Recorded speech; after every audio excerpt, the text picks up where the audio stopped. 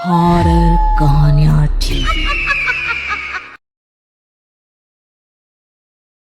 अंधेरी रात, मेघालय का नोह कलिकाई वाटरफॉल, जिसे चारों तरफ से बादलों ने ऐसे घेर रखा था मानो उसकी सुरक्षा कर रहे हो। रात के अंधेरे में झरने की आवाज ऐसे महसूस होती थी जैसे किसी दानव को जंजीरों में जकड़ रखा हो और वो छुड़ाने की कोशिश कर रहा हो। इसी बीच गांव की तरफ से एक शोर गूंजता हुआ झरने की तरफ आया। वो भीड़ एक लड़के के पीछे भाग रही थी जिसके हाथ में एक चाकू था। वो लड़का भागते भागते नोह कलिकाई वाटरफॉल पर आकर रुका। भीड़ भी कुछ दूर रुक गई। इसने मेरी बेटी को मार डाला, इसको भी वैसे ही तड़पा तड़पा कर मारो। मारो मारो मारो मारो। अचानक उस लड़के को एक आवाज सुनाई दी, कूद जाओ, कूद जाओ, खत्म कर दो इस जीवन को, कूद जाओ, कूद जाओ।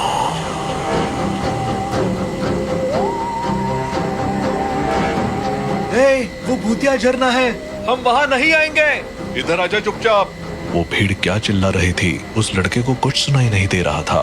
उसको सिर्फ एक आवाज सुनाई दे रही थी, कूद जाओ, कूद जाओ, कूद जाओ, कूद जाओ।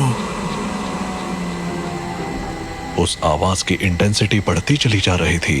कूद जाओ, कूद जाओ, कूद जाओ, कूद जाओ। आखिरकार वो लड़का कूद ही गया। हे भगवान, ये तो कूद गया। आज तक यहाँ कोई मरा नहीं था, आज ये मर गया। चलो वापस चलो, आज के बाद कभी कोई यहाँ लौटकर नहीं आएगा। वो सारी भीड़ अपने अपने घर को लौट गई। इस घटना के कुछ साल बाद मेघालय से लगभग 2000 किलोमीटर दूर दिल्ली में राजेश नाम का लड़का अपने माँ बाप को सोलो ट्रिप पर मेघालय जाने के लिए मना रहा था।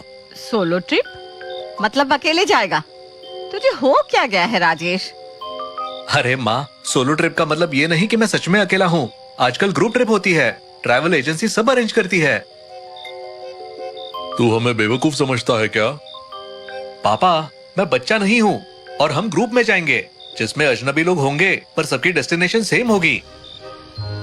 फिर भी अजनबी लोगों के साथ कैसे भरोसा कर सकते हैं? माँ, हर कोई ट्रिप पर एंजॉय करने के लिए ही आता है। प्लीज मुझे रोकिए मत, मुझे जिंदगी में कुछ नया एक्सप्लोर करना है। काफी देर तक बहस के बाद राजेश ने अपनी माँ को गले लगाकर मना लिया। पिता थोड़े अनमने तो थे लेकिन उन्होंने भी अनुमति दे दी। ठीक है, लेकिन कोई गड़बड़ हुई तो सीधे घर वापस आना, समझे? जी पापा, बिल्कुल। अगले दिन राजेश ने अपना सफर शुरू किया। दिल्ली से मेघालय तक का सफर लंबा था। ट्रेन में सफर के दौरान उसने अपने ग्रुप के लोगों से मुलाकात की। मनदीप, इरफान, सलीना, ज्योति और राहुल। ट्रेन का सफर खत्म होने के बाद उन्होंने बस से अपनी मंजिल की तरफ बढ़ना शुरू किया। ये पहाड़ और हरियाली देखकर तो मन ही शांत हो गया। Seriously, it's amazing. बस अब एक पतली सी सड़क पर चल रही थी। घना जंगल चारों तरफ से फैला हुआ था। तभी अचानक बस का रेडियो चालू हो गया। तुम लोग यहाँ क्यों आए हो? वापस चले जाओ। रेडियो किसने चालू किया? ये तो अपने आप ही चालू हो गया। सुनाई नहीं दिया? वापस चले जाओ। ड्राइवर ने रेडियो बंद करने की कोशिश की लेकिन वो बंद नहीं हुआ। सभी सहम गए। ये क्या मजाक है? कौन कर रहा है ये सब? ये कोई मजाक नहीं है, ये जगह भूतिया है। मैंने पहले भी सुना है कि यहाँ अजीब चीजें होती है। तभी रेडियो बंद हो गया और बस की लाइट्स भी एक पल के लिए बंद हो गई। अंधेरे में सब एक दूसरे को पकड़कर बैठे रहे। ये क्या था? ड्राइवर साहब, ये आपकी कारस्तानी तो नहीं है? प्री रिकॉर्डेड ऑडियो बजा रहे हो? इरफान मियां, आपने तो हमारी चोरी पकड़ ली। मैं तो बस सफर का रोमांच बढ़ाने की कोशिश कर रहा था। रोमांच की जगह आपने हमारे दिल की धड़कन बढ़ा दी। ये तो मजाक था, पर उन लोगों को पता नहीं था कि ये तो शुरुआत थी। असली खौफ तो अभी बाकी था। सुबह का समय था और चिरापुंजी की ताजी हवा में एक अलग ही जादू था। बस से उतरते ही उनका स्वागत गाइड डेविड ने किया। आप लोग चेरापूंजी की असली खूबसूरती देखने आए हैं तो यकीन मानिए ये सफर आपको हमेशा याद रहेगा। लेकिन याद रखना, प्रकृति जितनी खूबसूरत है उतनी खतरनाक भी। आप तो शुरुआत में ही डरा रहे हैं। डरना मत, मैं साथ हूँ, चलिए चले। डेविड उन्हें एक एक जगह लेकर गया। हरियाली, अनगिनत झरने और लगातार गिरती बारिश ने उन सबको मंत्रमुग्ध कर दिया। बादलों के पीछे चलते हुए उन्हें ऐसा लग रहा था जैसे वो किसी जादुई दुनिया में आ गए हों। ये जगह तो सपनों जैसी है, मैं यही रहना चाहती हूँ। यहाँ सिर्फ घूमने में मजा है, रहना मुश्किल है। हमेशा बारिश जो होती है। जो भी हो, ये सफर जिंदगी भर याद रहेगा। घूमने के बाद वो एक छोटी सी ढाबे नुमा जगह पर बैठे। खाने पीने के बीच बातचीत शुरू हो गई और डेविड ने उन्हें नोह कलिकाई वाटरफॉल के बारे में बताया। आप लोग नोह कलिकाई वाटरफॉल के बारे में जानते हैं? बस इतना पता है कि ये एशिया का सबसे ऊंचा झरना है। ये सिर्फ झरना नहीं, इसके साथ एक खौफनाक कहानी भी जुड़ी है। कहानी के मुताबिक कई साल पहले यहाँ एक महिला रहती थी जिसका नाम लिकाई था। उसने अपने बेटी को पालने के लिए दूसरी शादी की, लेकिन उसका दूसरा पति बहुत ही क्रूर था। उसने लिकाई की बेटी को मारकर उसका मांस पका दिया। जब लिकाई को यह सच्चाई पता चली तो उसने इस झरने से कूदकर जान दे दी। तभी से इसे नोहक लिकाई वाटरफॉल कहते हैं। लोग कहते हैं कि यहाँ जाने वाले को आत्महत्या करने के ख्याल आते हैं, इसीलिए इसे भूतिया जगह माना जाता है। सभी के चेहरे पर डर और अजीब सी बेचैनी साफ दिख रही थी। God, this is horrifying. लेकिन क्या ये सच है? मैंने ये चीज फर्स्ट हैंड एक्सपीरियंस की है। मैं आपको वहां जाने की सलाह नहीं दूंगा। सभी ने उस जगह जाने की इच्छा जताई, लेकिन डेविड ने मना कर दिया। रात में सभी अपने कमरे में लौट आए, लेकिन राजेश के मन में उस जगह को देखने की इच्छा हो रही थी। उसने राहुल से बात की। राहुल, मुझे नोह कलिकाई वाटरफॉल जाना है, तुम मेरे साथ चलोगे? तुम पागल हो गए हो क्या? डेविड ने मना किया था ना। बस एक बार देखेंगे और लौट आ जाएंगे यार, प्लीज। ठीक है, पर जल्दी वापस आना होगा। रात के सन्नाटे में दोनों चुपके से होटल से निकलकर झरने तक पहुंच गए।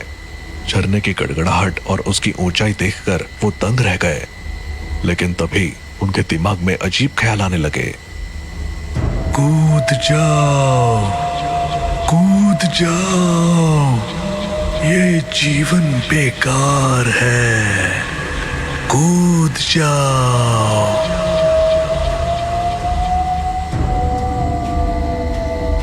राजेश, ये आवाज सुन रहे हो ना?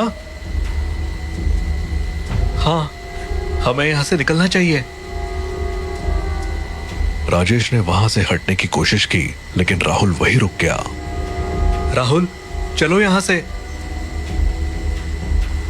कूद जाओ, कूद जाओ, कूद जाओ।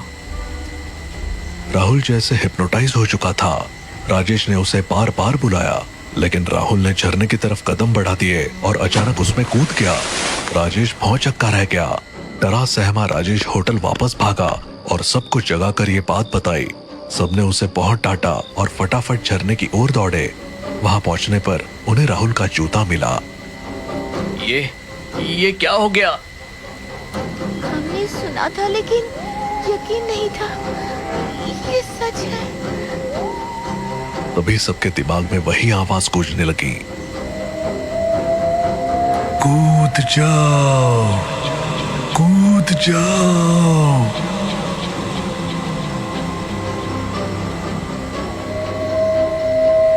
यहाँ से भागो, जल्दी। सभी लौटने लगे, लेकिन तभी सेलिना ने अचानक इरफान को झरने में धक्का दे दिया। सेलिना, तुमने ये क्या किया? मुझे भी वही आवाज सुनाई दे रही थी।